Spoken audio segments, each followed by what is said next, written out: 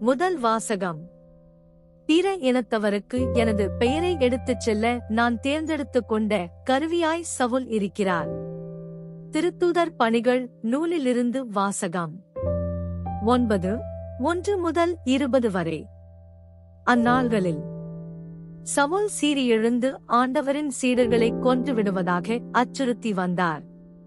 தலைமை குருவை அணுகி, இந்த புதிய நெறியைச் சார்ந்த ஆண் பெண் யாராய் இருந்தாலும் அவர்களை கைது செய்து எருசலேமுக்கு இழுத்து கொண்டு வர தமஸ்கு நகரிலுள்ள தொழுகை கூடங்களுக்கு கடிதங்களை கேட்டு வாங்கினார்.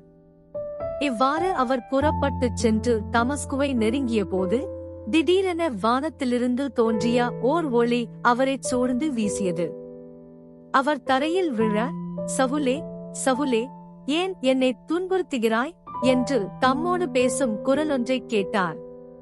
அதற்கு அவர், ஆண்டவரே, நீர் யார் எனக் கேட்டார். ஆண்டவர், நீ துன்புறுத்தும் இயேசு நானே. நீ எழுந்து நகருக்குள் செல், நீ என்ன செய்ய வேண்டும் என்பது அங்கே உனக்குச் சொல்லப்படும் என்றார். அவரோடு பயணம் செய்தோர் இக்குரலைக் கேட்டனர். ஆனால் ஒருவரையும் காணாமல் வாயடைத்து நின்றனர். சவுல் தரையிலிருந்து எழுந்தார். தம் கண்கள் திறந்திருந்தும் அவரால் எதையும் பார்க்க முடியவில்லை. எனவே அவர்கள் அவருடைய கைகளைப் பிடித்து அவரை தமஸ்குவுக்கு அழைத்துச் சென்றார்கள். அவர் 3 நாள் பார்வையற்றிருந்தார். அந்நாள்களில் அவர் உண்ணவுமில்லை, குடிக்கவுமில்லை. தமஸ்குவில் அனனியா என்னும் பெயருடைய சீடர் ஒருவர் இருந்தார். ஆண்டவர் அவருக்குத் தோன்றி, அனனியா என அழைக்க, அவர், ஆண்டவரே, இதோ அடியேன் என்றார். அப்போது ஆண்டவர் அவரிடம், நீ எழுந்து நேர் தெரு என்னும் சந்துக்குப் போய் யூதாவின் வீட்டில் சவுல் என்னும் பெயருடைய தர்சு நகரத்தவரை தேடு. அவர் இப்போது இறைவனிடம் வேண்டிக் கொண்டிருக்கிறார். அனனியா என்னும் பெயருடைய ஒருவர் வந்து தாம் மீண்டும் பார்வையடையுமாறு தம்மீது கைகளை வைப்பதாக அவர் காட்சி கண்டுள்ளார் என்று கூறினார். அதற்கு அனனியா மறுமொழியாக, ஆண்டவரே, இம்மனிதன் எருசலேமிலுள்ள இறைமக்களுக்கு என்னென்ன தீமைகள் செய்தான் என்பதைப் பற்றி பலர் கூறக் கேட்டிருக்கிறேன். உம் பெயரை அறிக்கையிடும் அனைவரையும் கைது செய்வதற்காக தலைமை குருக்களிடமிருந்து அதிகாரம் பெற்று இங்கே வந்திருக்கிறான் என்றார். அதற்கு ஆண்டவர் அவரிடம், நீ செல். அவர் பிற இனத்தவருக்கும் அரசருக்கும் இஸ்ரேல் மக்களுக்கும் முன்பாக எனது பெயரை எடுத்துச் செல்ல நான் தேர்ந்தெடுத்துக் கொண்ட கருவியாயிருக்கிறார். என் பெயரின் பொருட்டு அவர் எத்துணை துன்புற வேண்டும் என்பதை நான் அவருக்கு எடுத்துக் காட்டுவேன் என்றார்.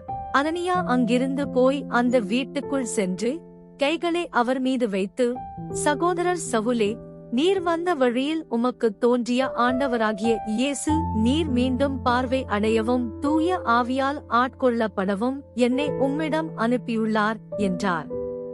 உடனே அவருடைய கண்களிலிருந்து செதில்கள் போன்றவை விழவே அவர் மீண்டும் பார்வையடைந்தார். பார்வையடைந்ததும் அவர் எழுந்து திருமுழுக்கு பெற்றார். பின்பு சவுல் உணவு அருந்தி வலிமை பெற்றார். சில நாள்களாக சவுல் தமஸ்குவில் சீடர்களுடன் தங்கியிருந்தார். உடனடியாக அவர் இயேசுவே இறைமகன் என்று தொழுகை கூடங்களில் பறைசாற்றத் தொடங்கினார். ஆண்டவரின் அருள்வாக்கு. இறைவனுக்கு நன்றி. நற்செய்தி வாசகம். எனது சதை உண்மையான உணவு, எனது இரத்தம் உண்மையான பானம். யோவான் எழுதிய தூய நற்செய்தியிலிருந்து வாசகம். 6:52 முதல் 59 வரை. அக்காலத்தில், நாம் உண்பதற்கு இவர் தமது சதையை எப்படி கொடுக்க இயலும் என்ற வாக்குவாதம் யூதர்களிடையே எழுந்தது. இயேசு அவர்களிடம், உறுதியாக உங்களுக்குச் சொல்கிறேன், மானிட மகனுடைய சதையை உண்டு அவருடைய இரத்தத்தை குடித்தாலொழிய நீங்கள் வாழ்வு அடைய மாட்டீர்கள். எனது சதையை உண்டு என் இரத்தத்தை குடிப்பவர் நிலைவாழ்வைக் கொண்டுள்ளார். நானும் அவரை இறுதி நாளில் உயிர்த்தெழச் செய்வேன். எனது சதை உண்மையான உணவு, எனது இரத்தம் உண்மையான பானம். எனது சதையை உண்டு எனது இரத்தத்தை குடிப்போர் என்னோடு இணைந்திருப்பர், நானும் அவர்களோடு இணைந்திருப்பேன். வாழும் தந்தை என்னை அனுப்பினார், நானும் அவரால் வாழ்கிறேன். அதுபோல் என்னை உண்போரும் என்னால் வாழ்வர். விண்ணகத்திலிருந்து இறங்கி வந்த உணவு இதுவே. இது நம் முன்னோர் உண்ட உணவு போன்றது அல்ல, அதை உண்டவர்கள் இறந்து போனார்கள். இவ்வுணவை உண்போர் என்றும் வாழ்வர். இயேசு கப்பர்நாகுமில் உள்ள தொழுகைக் கூடத்தில் இவ்வாறு கற்பித்தார். ஆண்டவரின் அருள்வாக்கு. கிறிஸ்துவே உமக்கு புகழ்.